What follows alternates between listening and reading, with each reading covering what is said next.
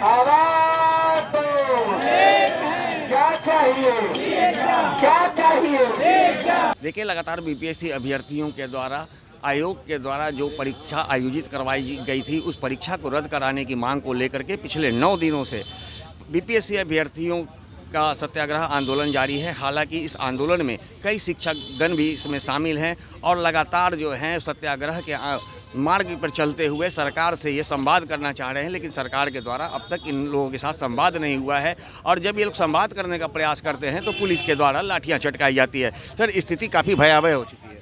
बिल्कुल, कल 25 दिसंबर का दिन हम लोग 8वां दिन था हम लोग का सत्याग्रह का, और सुबह सुबह हम लोग को खबर मिली कि एक अपने बीच का छात्र जो है उसने आत्महत्या कर लिया। जब हम लोगों ने आज पेपर में पढ़ा कि आत्महत्या का कारण क्या था, तो हम लोग को मालूम चला कि जो है उस बच्चे का पेपर ख़राब हुआ था और जो एक पढ़ के गया था वो एग्ज़ाम में आया नहीं था। तो उसने ये बात बोली कि यार, जो हम पढ़ के गए थे एग्ज़ाम में आया नहीं, बहुत घटिया पेपर आ गया था, तो हमारा सिलेक्शन तो इसमें होगा नहीं। तो तक उसको मालूम चला कि हम लोग यहाँ सत्याग्रह कर रहे हैं, तो वो 3-4 बार यहाँ आया। वैसे हम लोग से कोई मुलाकात उसकी नहीं, लेकिन 3-4 बार ऐसा आया। लेकिन जो सत्याग्रह का दिन बढ़ता गया तो उसको लग गया कि अब कुछ होने वाला नहीं है। उसी बीच में जो है बीपीएससी के चेयरमैन साहब ने 4 तारीख की घोषणा कर दी डेट की, और बहुत सारे नोटिस देने लगे। तो अब उस बच्चे को विश्वास हो गया कि अब कुछ नहीं हो सकता, और इसका डिप्रेशन लेवल और बढ़ा, जिसके कारण उसने जो है आत्महत्या कर ली। तो ये बात जब हम लोग सुने तो हम लोग को बहुत कष्ट हुआ। कारण तो नहीं मालूम था, लेकिन आज कारण मालूम चला। तो यहाँ के बहुत सारे बच्चे प्रतीकात्मक रूप से अपना विरोध दर्ज करने के लिए कल 25 दिसंबर के दिन, जिस दिन बीपीएससी ऑफिस बंद रहता है, पूरा सब जगह छुट्टी रहती है, ताकि आम जनता को कोई समस्या न हो और हम अपना प्रतीकात्मक विरोध दर्ज कर सकें, इसलिए बहुत सारी संख्या में लोग गए। और वहाँ चुपचाप वो एकदम आंदोलनकारी की तरह नहीं, बल्कि सत्याग्रही की तरह वहाँ बैठे हुए थे। लेकिन अगर आप वीडियो में देखेंगे तो उनको इस तरह मारा गया, शायद सविनय अवज्ञा आंदोलन में हम लोग जो मूवी देखे थे गांधी में, उस जिस तरह से पीटा जा रहा था, उस तरह से इनको पीटा गया। वो तो अंग्रेज सैनिक थे, ये तो भारतीय लोग थे, अपने घर के और बिहार के लोग थे जिन्होंने मारा है। साथ ही साथ उन्होंने जो है निर्ममता इतनी क्रॉस कर दी कि हमारे बीच की जो बहनें थीं उनको भी उन्होंने मारा है, और एक लड़की उसको पेट पे बूट से मारा गया, जिसकी वजह से ब्लड क्लॉटिंग हुई है, और वो उसकी हालत बहुत सीरियस थी। पीएमसीएच से गई, फिर अभी आई है मोबाइल के लिए, फिर अभी चली गई होगी। अब प्राइवेट हॉस्पिटल में वो एडमिट हो चुकी है। साथ ही साथ और भी लड़कियां हैं जिनके जो है पैर में बहुत चोट आई, उनको मारा गया लाठी से, और पीठ में तो बहुत सारे लोगों को चोट लगा है, बहुत सारे लोग घायल हैं। ये जिन पुलिस अधिकारियों द्वारा मारा जा रहा है, वो हमेशा बीपीएससी में जब व्यक्ति जाते हैं तो उनको वो भगाने की कोशिश नहीं करते हैं, वो डायरेक्ट मारना शुरू करते हैं, जिससे ये मालूम चलता है कि इन पुलिस अधिकारियों को जानबूझ के किसी शिक्षा माफिया ने डिप्लॉय किया है कि जब भी बीपीएससी वाले आएंगे तो तुम उनको ऐसे ही मारना, बात नहीं करना, सिर्फ लाठियाँ। हाँ, बात मत करना, पूछना मत, तुम जाके उनको मारना शुरू कर देना, और इस तरह से मारना जैसे किसी बहुत बड़े अपराधी को मारा जाता है। तो कहीं ना कहीं इन सारे के सारे जो है पुलिस अधिकारियों की वहाँ जो नियुक्ति हुई है, ये शिक्षा माफियाओं के जो है पैसे से हुई है, इसीलिए जो है उनको वहाँ से हटाया नहीं जा रहा है। तो हम सरकार से मांग करते हैं कि ऐसे पुलिस वालों के खिलाफ सख्त कार्रवाई करते हुए इनको सस्पेंड नहीं, टर्मिनेट किया जाए, और वहाँ से जल्दी हटाया जाए। कुछ लोगों को डिटेन भी किया गया।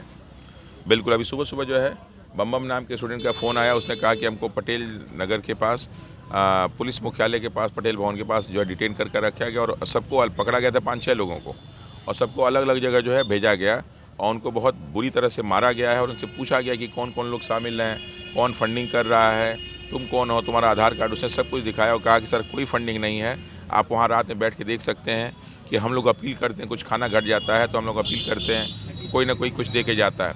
कल रात की कंडीशन ये थी कि यहाँ इतनी भयावह स्थिति बनी थी कि रात में हम लोग के पास खाने को भी नहीं था।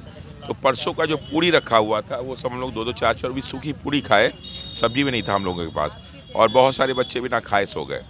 तो ये पुलिस का आरोप लगाना कि हम लोग जो है यहाँ पे फंडिंग से काम कर रहे हैं, ये कोचिंग संचालक है, यहाँ कोई, मैं कोचिंग संचालक की हैसियत से बैठा ही नहीं हूँ। अगर बैठना होता तो 1-2 दिन में हम लोग उठ जाते, लेकिन हम लोग परिवार के गार्जियन बच्चे आए कि सर अगर आप नहीं रहेंगे तो नहीं होगा, ये लोग हम लोग को मार के उठा देंगे, आप बैठे रहेंगे तो हम लोग को रोके रहेंगे, सर वहाँ बहुत भीड़ आएगी तो उसको आप सर कंट्रोल किए रहेंगे। सर, आप लोग पे ही आरोप लगाया जा रहा है कि छात्रों को भड़काने का, जैसे रोहित सर पे भी आरोप लगाया, आप पर भी लगाया। देखिए, प्रशासन तो ही करेगी, ये प्रशासन भारत की प्रशासन तो है नहीं, ये तो अंग्रेजी प्रशासन की तरह है, तानाशाही प्रशासन है, तो ये तो हम पे आरोप लगाएगी ना। लेकिन आरोप का डिसीजन तो जो है सारे फैक्ट्स को देखा होगा, यहाँ सारे सोशल मीडिया वाले हैं, हम लोग जो बाइट्स देख रहे हैं वो दे सकते हैं। कभी लोग हम लोग गुस्सा में, क्रोध में बहुत सारी चीज़ें बोलते हैं, लेकिन बहुत कम बोलते हैं, ये रेगुलर नहीं बोलते हैं। तो सारे के सारे वीडियो क्लिप को देखा जाए, अरे हम तो आपसे कम ही हैं जो भड़का रहे हैं। आपने तो सबके सामने थप्पड़ मार दिया था जबकि आप डीएम थे। कोई आके पुलिस वाला कह दे कि हमने थप्पड़ मारा हो, गाली दिया हो। आप तो हम लोग से वरिष्ठ हैं, आपने ये काम किया है तो आरोप तो आप पे लगना चाहिए और आप पे केस होना चाहिए और आपको जेल जाना चाहिए। और रोहित सर वगैरह लोग कहाँ? रोहित सर को जो है सचिवालय थाना में जो गिरफ्तार करके रात भर रखा गया, इसकी सूचना हम लोग को सवेरे दी गई है। और उनको जो जिस तरह गिरफ्तार किया गया है वो सारा का सारा जो है उनको अपराधी की तरह गिरफ्तार किया गया।